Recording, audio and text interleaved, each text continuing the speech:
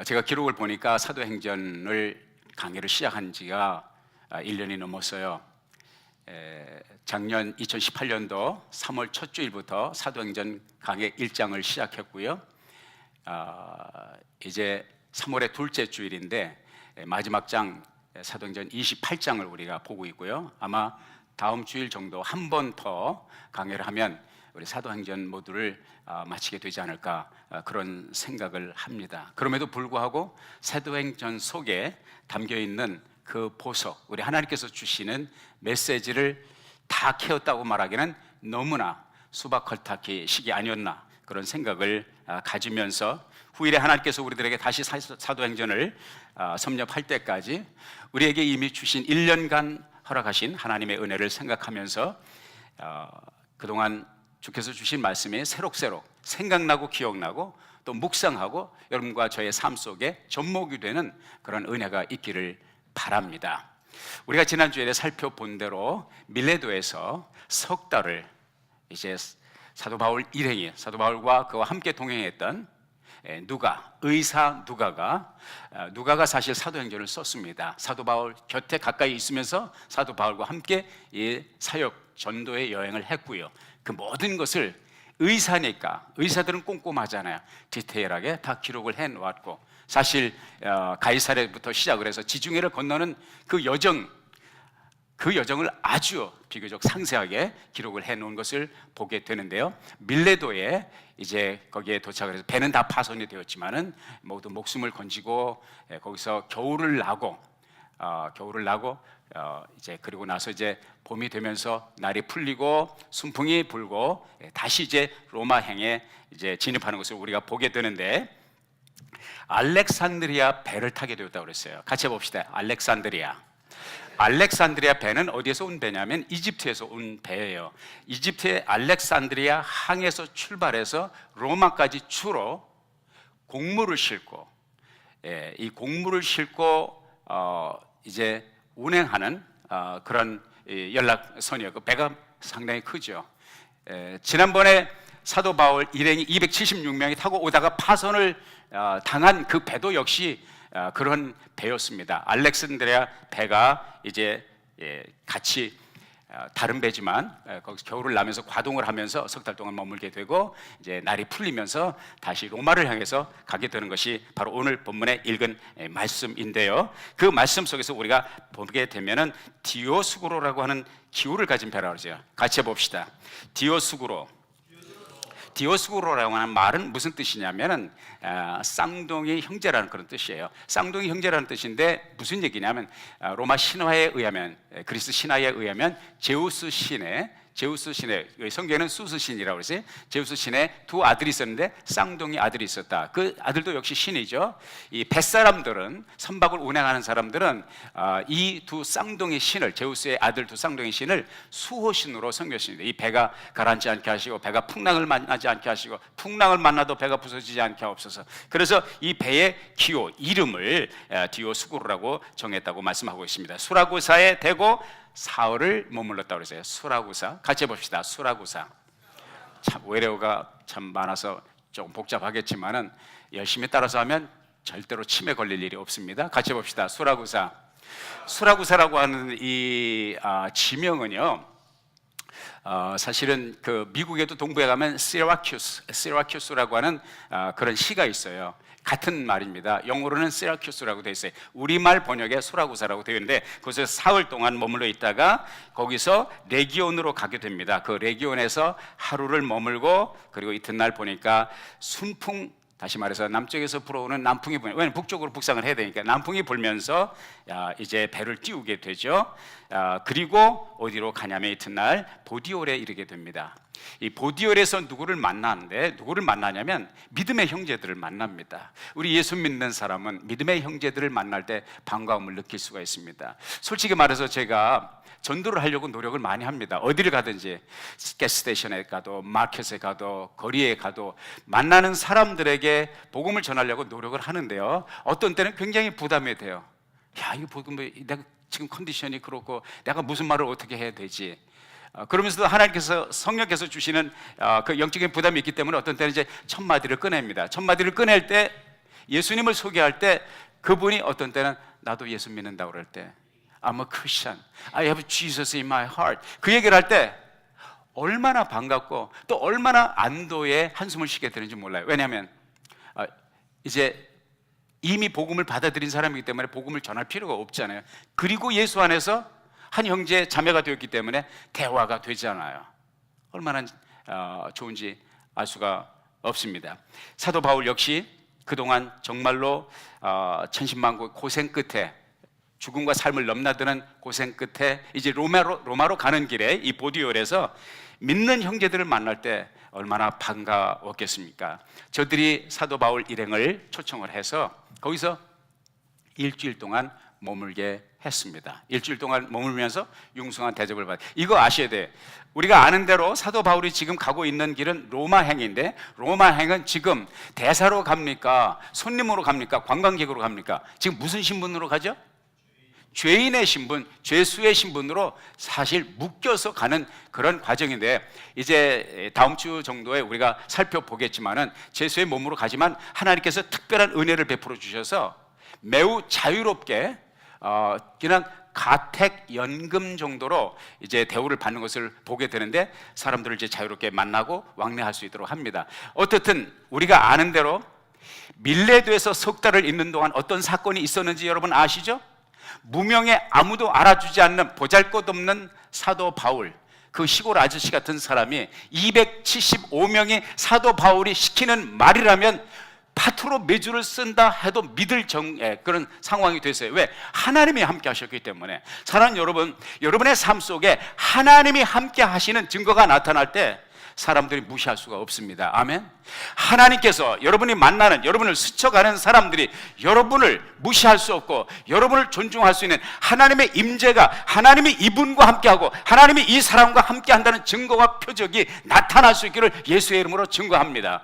축복합니다. 사도 바울이 이런 신분이, 이런 격상된 신분을 가졌기 때문에 이런 대우를 받을 수 있게 된 것이죠. 그래서 그곳에서 이제 보디올에서 일주일 동안 융숭한 대접을 받고, 그리고 일주일 후에 진짜 본격적으로 로마를 향해서 행진해 가게 됩니다. 그런데요, 로마로 들어가기 전에, 로마에 이미 이제 이탈리아에 도착을 했지만 로마시로 진입하기 전에 어디에 들게 되냐면 아비오라는 곳이, 아비오라고 하는 곳에 갑니다. 같이 봅시다. 아비오. 아비오 저자라고 되어 있는데, 아비오 저자는 아비오 광장을 말합니다. 아비오라는 것은 로마 제국 시대에 장군들이 원정을 나갔다 돌아올 때에 마차를 타고 거한 환영 인파들이 모여들도록 만든 그런 큰 길입니다. 요즘 말로 하면 고속도로입니다. 익스프레스웨이. 그 길을 가고 있는데 거기에 광장 하나가 있었다는 것이죠. 그 광장에 누가 왔냐면 로마시에서 믿음의 형제들이 왔다고 그랬어요. 그 아비오 광장은 로마시에서 69km 떨어진 곳입니다. 짧은 거리가 아니에요. 왜? 도보 여행을 그때는 다 했으니까 이틀 걸려서 온 거리죠. 거기 와서 사도 바울이 이쪽 로마로 오고 있다는 소식을 듣고 미리 내려가서 사도 바울을 영접하는 그 1차 환영인파, 2차 환영인파죠. 왜냐하면 보디올에서 1차 환영인파를 만났고 두 번째 환영인파를 만납니다. 그리고 얼마 가다가 다시 또 환영인파를 만나는데, 그들이 누구냐면 역시 로마에서 온 믿음의 형제 자매들이 사도 바울이 구사일생으로 살아났고 로마로 온다는 소식을 듣고 미리 내려왔습니다. 거기는 로마시에서 53km 떨어진 남쪽에 있는 그러한 곳이었습니다. 이 삼관이라고 되어 있어요. 같이 해봅시다. 삼관이라고 하는 말은 원어 성경에 보면 three taverns, 다시 말해서 세 여인숙 혹은 세 주막, 아마 세 개의 주막이나 여관이나 여인숙이 함께 몰려 있어서 그렇게 이름을 지었는지 모르지만 삼관, three taverns에 53km 떨어진 곳까지 내려와서 사도 바울을 극진히 따뜻하게 맞이하게 됩니다. 오늘 성경에 보면 사도 바울이 그들을 보고, 사도 바울이 로마에서 내려온 형제들의 환영을 받으면서 그들의 얼굴을 보고 그들을 자세히 들여다보면서 하나님께 사례했다고 그랬습니다. 사례가 뭐냐? 영어 성경에 보니까 thank you, 감사합니다. 이것이 오늘의 첫 번째 메시지입니다. 사랑하는 여러분, 하나님께서 우리의 삶 속에 하나님의 지문과 하나님의 발자취, 하나님의 손길을 보여주실 때 그것을 직감하고 발견하고 감을 잡고 하나님 앞에 감사하는 여러분 되시기를 주의 이름으로 축복합니다. 아니, 하나님이 아니라도 우리가 이 세상의 소셜 네트워킹 속에서 많은 사람을 스쳐가고 인생의 희로애락을 엮어가면서 체험하고 느끼는 것은 무엇을 느끼냐? 감사하는 사람이 아름답다는 것입니다.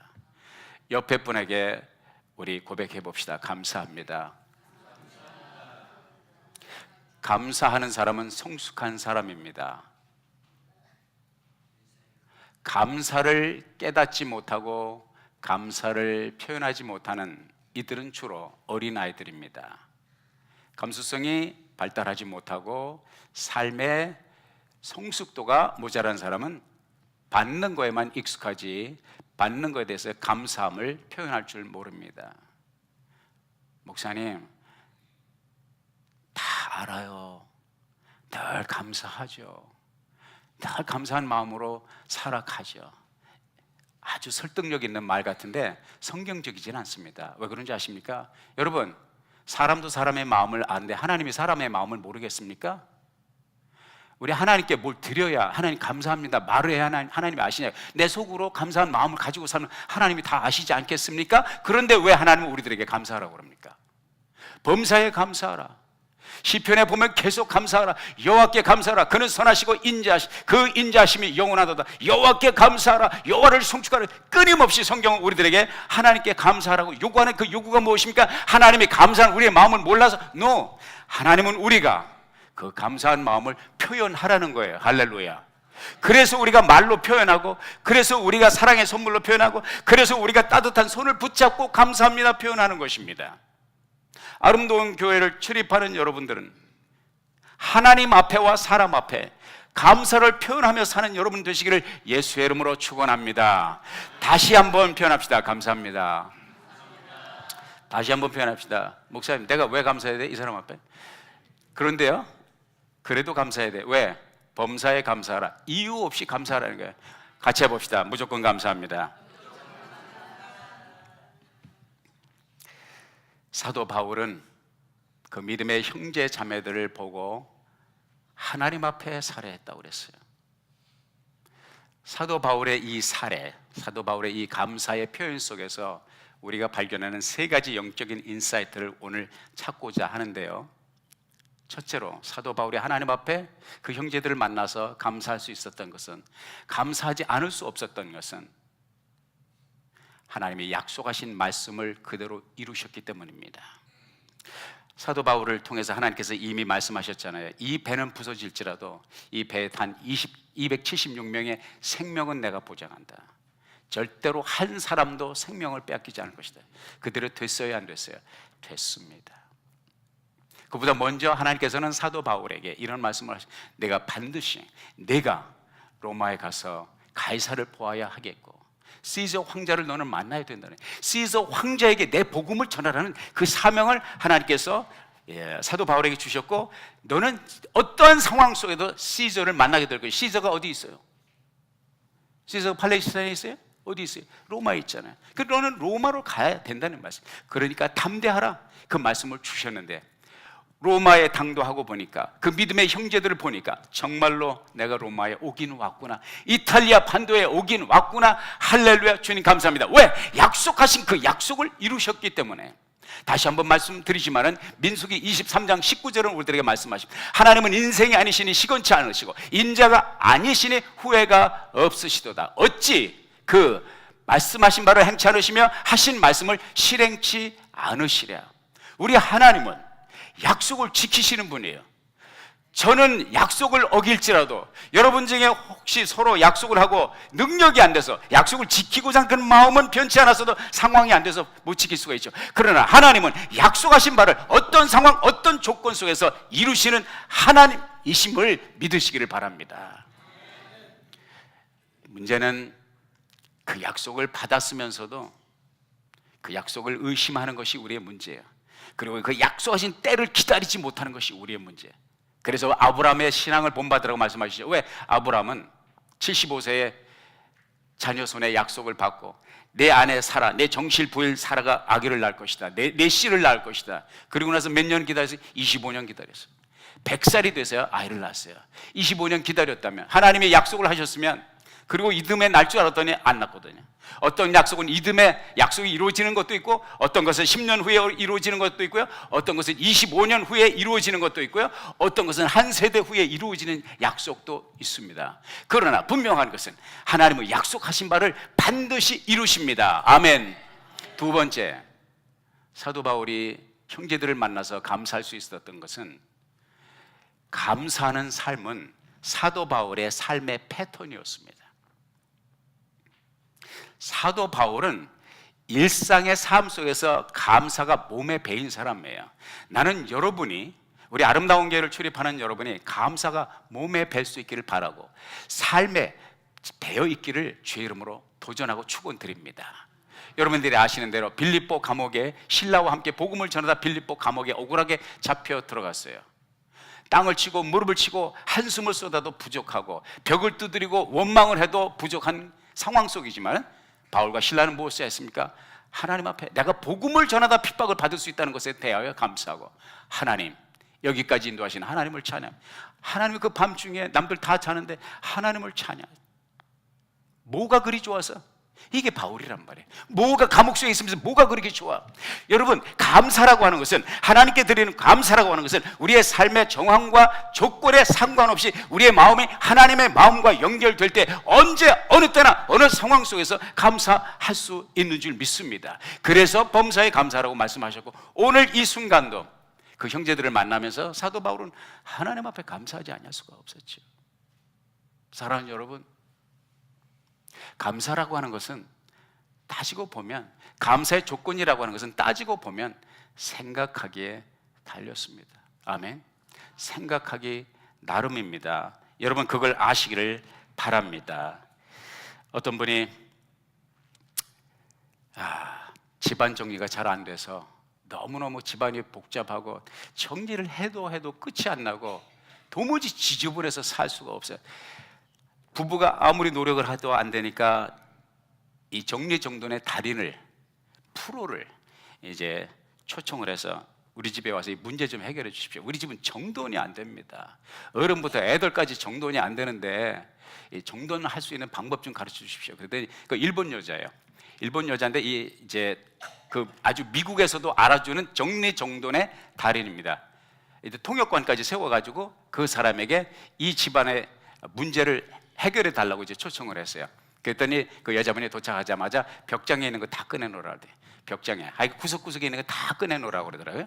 그래서 이제 그 두 부부가 온 식구들이 다 온갖 살림을 다 꺼내고 리빙룸에다 꺼내놓고, 여기서 버릴 것과 간직할 것을 고르십시오. 어떻게 골라야 되는데, 여기서 두 분이 물건을 보시고 그 물건을 볼 때 마음이 설레는 것이 있습니까? 마음이 설레는 그 물건을 간직해야 될 것입니다. 그런데 그 물건을 아무리 들여봐도 감동도 없고 마음에 설렘이 없으면 그건 버려야 되는 물건입니다. 그렇게 하는데 그거 아주 설득력이 있더라고요. 그런데 갑자기 내게 두려움이 오는 거예요. 그건 뭐냐면, 나는 내 아내가 나를 바라볼 때 아직도 설레이는 마음이 있을까? 이런 갑자기 뜬금없는 그 궁금증이 오는 거예요.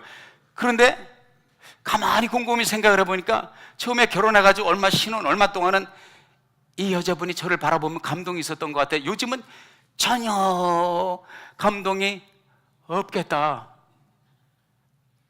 감동은 그냥 미워하지만 않으면 고맙겠다. 그런 잘 감안해서 들으시기 바랍니다. 시험 들지 마시고, 목사 가정도 부부싸움 할 때가 있다는 사실을 여러분 아시길 바랍니다. 그런데 감동? 설렘? 말 같지 않은 소리 하지 말아라. 그러니까 전혀 확신 지수가 없어요. 그러면서 갑자기 덜컥 겁이 나는데, 이 여자가 나를 버리면 어떻게 되나? 이런 두려움이 오는 거예요. 그래서 그때 그 순간, 하나님 감사합니다. 자, 감동이 없고 설렘이 없는 남편도 그래도 남편이라고 버리지 않고 내 곁에 있어주는 아내가 너무 고맙더라고요. 할렐루야. 기분 나쁘십니까? 그런데요, 여러분 옆에 보시길 바랍니다. 옆에 사람 보시기 바랍니다. 예, 감동이 있어요? 설렘이 있습니까? 설레지도 않고 감동도 없습니까? 왜 옆에 앉아 있습니까? 버리세요, 버리세요, 빨리. 그런데요, 또 다른 질문이 저에게 오는 거예요.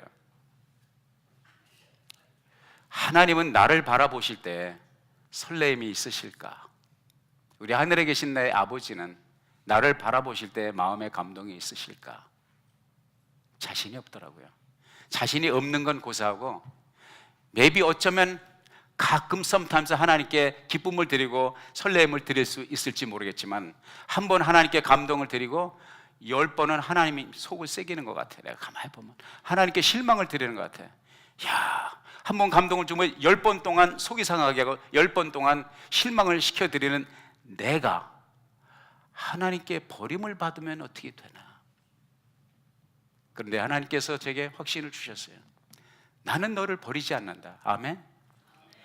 나는 너를 버릴 수 없다. 여러분, 물어봅시다. 여러분의 자녀, 그 자녀가 어린 자녀든지 장성한 자녀든지, 여러분이 자녀를 버릴 수 있습니까? 속을 썩인다고 버릴 수 있냐고요? 말 안 듣는다고 버릴 수 있냐고요? 내 마음에 실망을 준다고 버릴 수가 있냐고요? 버릴 수 없습니다. 온전한 정신을 가진 부모라면 자식을 버릴 수 없어요. 왜? 그게 사랑입니다. 그것이 혈육입니다. 말로는 호적을 이름한 네 호적을 파내겠어, 이렇게 해도요, 결코 자식을 버리지 못합니다. 조건이 아닙니다. 자식이기 때문에 피를 쏟아 낳은 자식, 하나님께서 나를 버리지 못한 것은 예수 그리스도의 피를 쏟아서 나를 사신 하나님의 양아들이 되었기 때문에, 양딸이 되었기 때문에. 할렐루야.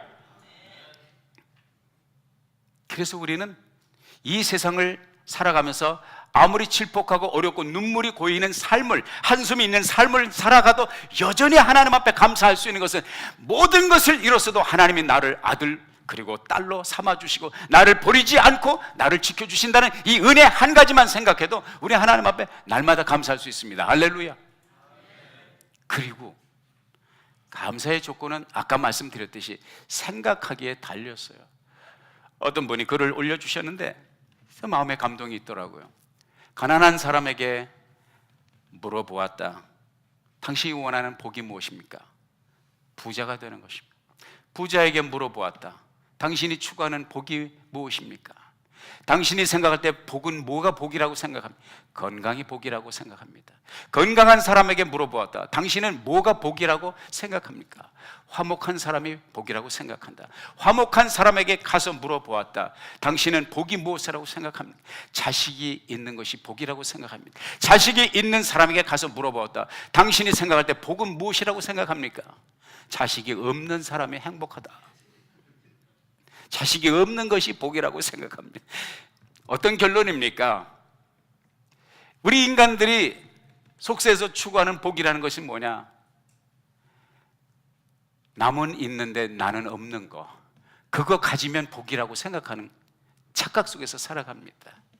그러나 남이 없는 것을, 남이 가진 것을 내가 갖지 못해서 그것을 갖고 싶어서 몸부림치는 우리네 삶 속에서 누구에게 물어보아도 당신이 원하는 축복, 당신이 생각하는 축복은 무엇인가? 아무도 자기가 그 축복을 가졌다고 말할 수 있는 사람의 속셈은 없다고 하는 것입니다. 그래서 여러분에게 도전을 드리기는 생각을 바꾸라는 거예요. 패러다임을 바꾸라는 거예요. 남은 있는데 나는 웃는 거 찾지 말고, 남은 없는데 내게 하나님이 주신 거 없습니까? 저 사람이 없는데 내게 있는 거 뭐 하나는 있을 거 아니에요. 그것을 찾아 나서자 이거죠. 그 사람이 진정한 행복으로 가는 길, 그 사람이 진정 하나님의 축복을 누리며 사는 길이라는 사실을 깨닫게 되는 것입니다. 이렇게 우리가 생각의 패러다임을 바꾼다면 우리는 평생 행복자로, 나는 하나님의 축복을 누리는 자로 생각하며 하나님의 축복 속에 살아갈 줄 믿는 것입니다. 스코틀랜드의 알렉산더 와이시라고 하는 목사님이 아주 늘 기도할 때마다 긍정의 기도를 하는 분으로 소문이 났어요. 성도들도 다 알고, 하루는 주일인데 날씨가 너무너무 안 좋은 거예요. 을씨년스럽고 싸늘하고 금방 비라도 눈이라도 쏟아질 것 같아요. 너무너무 안 좋은 날씨, 을씨년스러운 날씨. 성도가 속으로 생각해, 목사님이 아무리 긍정적인 마인드를 가지고 늘 하나님을 높이는 감사하는 기도라도 오늘만은 안 될 것이다. 오늘 날씨가 너무 안 좋아. 그러고서 이제 카운트다운에 들어가는데, 목사님이, 이 알렉산더 화이트 목사님이 강단에 딱 서더니 목회 기도를 하시는데 이렇게 기도하면, Thank you God, 하나님 감사합니다. 오늘 같은 날씨가 매일 있지 않은 것을 인하여 감사합니다. 매일의 날씨가 오늘 같지 않음을 인하여 감사합니다. 여러분, 이 알렉산더 와이트의 목사님의 초점이 어디에 가 있는 줄 아시죠? 컴플레인 하려면 하나님 어쩌자고 이런 날씨를 주셔서 얼마든지 할 수 있어요. 그래, 날마다 이런 날씨가 아닌 것을 인하여 감사하면 얼마나 멋있는 발상입니까? 행복의 길, 하나님의 축복, 하나님께 감사하는 길은 사도 바울적인 삶 속에 배어있고 생각 속에 배어있고 마음 속에 배어있는 이러한 삶을 살아가는 사람은 세상이 못 말립니다. 정말로 세상이 못 말립니다. 끝으로 사도 바울이 하나님 앞에 감사할 수 있었던 것은, 그 형제들을 만나서 감사할 수 있었던 것은 자신의 삶 속에, 자신의 삶의 여정 속에 함께 하셨던 하나님의 손길을 느꼈기 때문입니다. 하나님의 손길을 의식하고 깨달았기 때문입니다. 지중해를 건너는 그 여정이 얼마나 험난했습니까? 얼마나 죽을 뻔했습니까? 얼마나 배고팠습니까? 얼마나 춥고, 얼마나 떨리고, 얼마나 두렵고, 얼마나 공포에 젖어든 여정, 거친 여정이었습니다. 그럼에도 불구하고 하나님 그 순간순간마다, 이 마지막에는 살았다 했는데 또 독사에 몰리고, 이런 아주 산 넘고 산, 물 건너 물인데 그런 여정 속에서 여전히 함께 하시고 하나님께서 약속하신 그 약속을 끝까지 이루신 하나님의 손길을 보았다는 것입니다. 믿음은 무엇입니까? 눈으로 보이지 않고 귀에 들리는 소리 없고 손에 잡히는 것 없어도 나와 함께 하시는 하나님의 손길을 발견할 수 있고, 하나님의 손길을 의식할 수 있고, 하나님의 손길을 느낄 수 있는 것, 이것이 믿음이 아닙니까? 사도 바울은 그것을 느꼈단 말이에요. 아, 하나님이 여기까지 함께 하셨구나.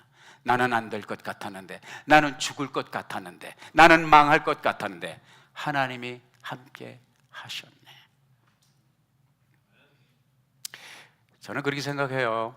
어떤 사람은 소설을 쓰고, 어떤 사람은 시를 쓰고, 어떤 사람은 드라마를 쓰는데요, 세상을 살아가는 너나 할 것 없는 모든 사람이, 시인이 아는 사람이 어디 있고 작가가 아닌 사람이 어디 있겠습니까? 음악가가 아닌 사람이 어디 있겠습니까? 우리 모두는 쓰지 않고 부르지 않았을 뿐이지 우리의 마음에는 그 사연이 있단 말이에요. 한 편의 드라마, 한 편의 대하 소설을 쓸 수 있는 사연이 없는 사람이 어디 있냐, 이 말입니다.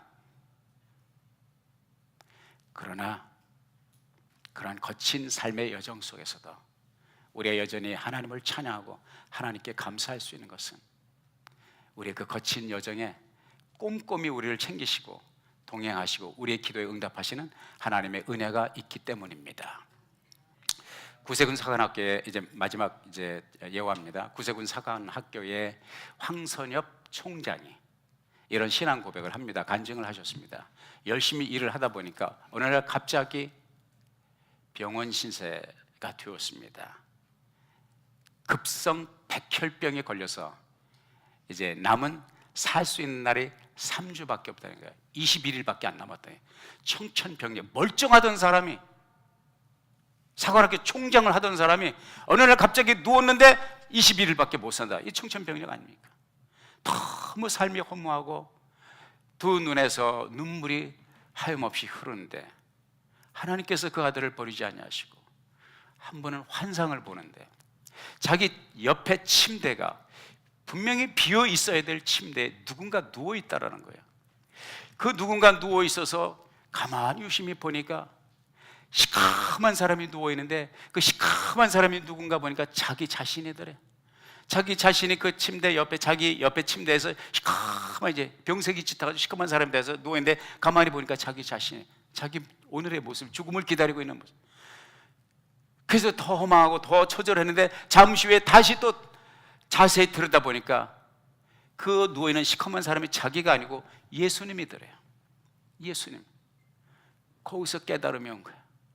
예수님이, 내가 시커먼 몸이 돼서 죽어가는 이 사경을 헤매는 현장 속에서 예수님이 나를 외면하지 않냐, 여기 이 자리에 내가 누워있는 이 침대 여기에 오셔서 나와 함께 고통을 당하시고 나와 함께 아픔을 경험하시는 예수님을 발견하고 너무너무 큰 위로, 너무너무 큰 소망과 힘을 얻게 되었다는 것이죠.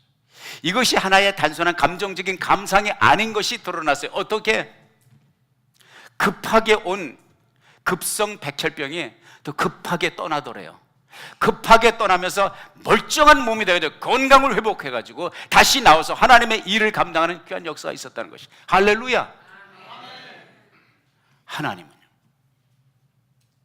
2000년 전에 기록한 사도 바울의 행적을 기록하게 한 하나님의 성령의 행전은요, 옛날 얘기가 아니고 오늘도 여전히 우리의 삶 속에서 21세기를 살아가는, 매일매일 고민 속에, 매일매일 두려움 속에, 매일 염려와 근심 속에 살아가는, 오늘은 벼트는데 내일은 어떻게 하지? 염려 속에 살아가는 우리의 삶 속에 가까이 계시다는 것이죠. 찾아오신다는 것이죠. 함께 염려하고 함께 고민하고 함께 아파하시고 함께 우리와 동행하신다는 사실을 보여주고 있다는 사실이죠. 그럴 때 오늘 본문 말씀이 뭐라고 말씀하고 있습니까?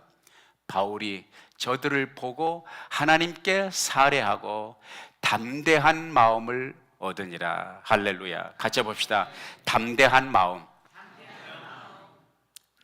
여러분이 보실 때는 어떨지 모르지만 저에게 담대함이 있습니다. 그거 아십니까?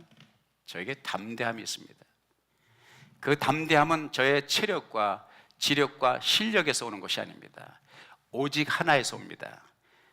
믿음에서 옵니다. 할렐루야. 저는 그것을 체험했고 오늘도 체험하며 살아갑니다. 두렵지 않습니다. 하늘이 무너지고 땅이 꺼져도 두렵지 않습니다. 이 담대함이 저에게 있어요. 왜?